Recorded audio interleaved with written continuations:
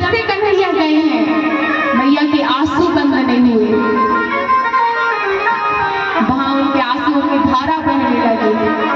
जिसका पुत्र चला जाए कहीं उस मैया पे क्या बीतती है। तो कन्हैया तो वापस ही नहीं आने वाली थी मैया के पास। उद्धव जी जाते हैं, दरवाजा खटखटाते हैं, तो वहां एक बहुत सूखे से शरीर सूख गया है, चलने में असमर्थ है। नंद बाबा जी द्वार खोलते हैं।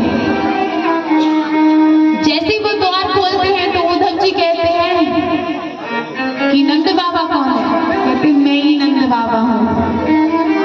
उनको बिठाते हैं तो उद्धव जी क्या देखते हैं कि घर में जाले लगे हुए हैं, चूल्हा सूखा पड़ा हुआ है।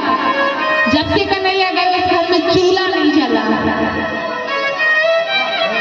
और मैया तो दिखी ही नहीं। बिठाला उद्धव जी को, बगल से उनको जल लेके आए क्योंकि इनके यहाँ तो भोजन थे ही नहीं, बगल से ही भोजन आए। उद्धव जी को भोजन पकाया।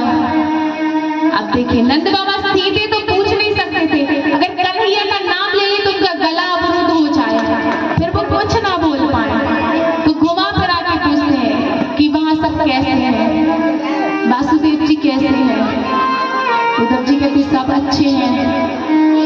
फिर जैसे उन्हें कन्हैया का नाम लिया और उनका गला अवरुद्ध हो गया, आंसुपात होने लगे। उद्धव जी सोचिए यहाँ ज्ञान से समझाने आए थे उद्धव जी, कोई ज्ञान काम नहीं आया। कहते मैया कहाँ है? तो कहते मैया आई। तो मैया ने एकदम से देखा, उन्हें लगा उनका कन्हैया आ गया, एकदम उनसे लिपट गए। फिर चेतना आई, देखा मैया ने कन्हैया नहीं है और बेहोश हो गई। तो नंद बाबा कहते बस ये इतने के लिए होती है और पूरे टाइम बेहोश रहती हैं। और कहते जब भी इनकी चेतना आती है पूरे ब्रज में घूमती है कि कन्हैया देखा मेरा कन्हैया, इस बार बता दे अब नहीं माखन चोरी करने आएगा, मैं उसको समझा दूंगी, अब वो घर में ही रहेगा। पूरे ब्रज में घूमती है और हर एक के घर जाती है, कहती किसी ने मेरा कन्हैया देखा, इस बार बस चाहे जितना माखन मेरे घर से ले लो, मेरे कन्हैया को लौटा दो, मेरे लाला को लौटा दो। और कहते बस और बेहोश हो जाते हैं। अब उद्धव जी कहते हैं, समझाते हैं नंद बाबा को कि वो सिर्फ आपके बेटे बस तो है नहीं, वो तो जगत के बेटे जगत पिता है। तो नंद बाबा कहते अभी तो मुझे ये दुख था कि मेरा बेटा छोड़ के गया, ये अच्छा नहीं किया उधर जो तुमने बताया कि भगवान थे, वो भगवान छोड़ के गए। अब तो नंद बाबा और रोने लगते हैं कि मुझे भगवान ने छोड़ दिया। अब यहाँ उद्धव जी का कोई ज्ञान काम नहीं करता। उद्धव जी वहां से आते हैं, यमुना जी के तट पर जाते हैं, तो वहां वो किशोरी जी को देखते हैं जो अचेत अवस्था में बैठी हुई है और सिर्फ उनके आंसुपात हो रहे हैं, ना वो कुछ बोल पा रही हैं, ना कुछ कह पा रही हैं। उद्धव जी वहां स्नान आदि करते हैं, वहां से आते हैं।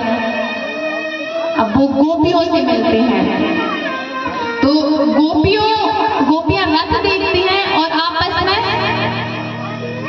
बातें करने लगती हैं कि पता नहीं कि पिछली बार रथ आया तो हमारे कन्हैया को ले गए थे, इस बार पता नहीं क्या लेने आए हैं। तो गोपी कहती है इस बार मुझे लगता है कि उनके मामा का अंत हुआ है तो उनके भोजन की व्यवस्था करने आए हैं। तो राक्षसों की दिनचर्या कैसे होती है? माखों से। एक गोपी कहती है इस बार आए तो मेरा हृदय लेके जाए, मैं अपना हृदय भेजूंगी। तो दूसरी गोपी कहती दे दोगी तुम अपना हृदय? कहती हाँ दे दूंगी। कहते क्यों? कहते अगर मामा की तेरवी होगी तो भांजा तो होगा ही, और जब भांजा होगा तो इस हृदय की वेदना को सुनेगा कि उसके बिना हम कैसे जी रहे हैं।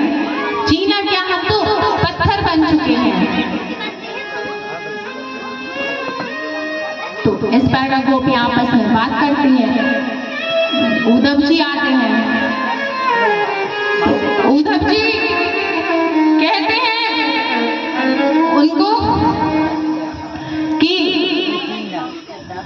अब उनको समझाते हैं गोपियों को कि देखिए वो भगवान है, ये है, वो है।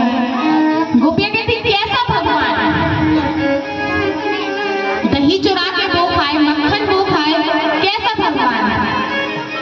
कहते छाजिया घर पे भगवान ताही अहेर की छोरियां छाजिया घर पर नाच नचावे। कहती भगवान नाचता है? भगवान चोरियां करता है क्या? कैसा भगवान? कोई भगवान नहीं है, तो मेरा कन्हैया है। तो उद्धव जी गोपियों को बहुत समझाने का प्रयास करते। तो देखिए आप गोपियां क्या कहती हैं, जोरदार तालियों के साथ प्रेम।